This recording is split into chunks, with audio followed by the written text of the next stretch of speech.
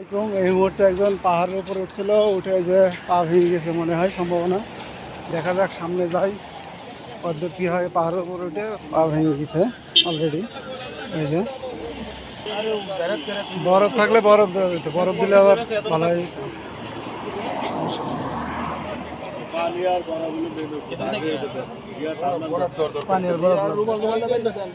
সাথে সাথে বরফ দিতে পারলে আরো ভালো হইতো। বরফ দিলে ইয়ে করবে, প্যান্টটা একটু গোছায় যায়, এটা গোছায় পরে পানি দিতে যাবে।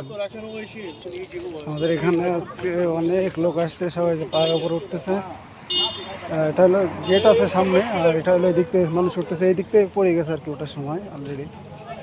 ঠিক আছে, এই জায়গায় ওঠার সময় পড়ে গেছে, পা ভেঙে গেছে। তো অনেক লোক এক জায়গায় হয়ে গেছে, এই জায়গায় একজনের পা ভেঙে গেছে, বাঙালি ভাই।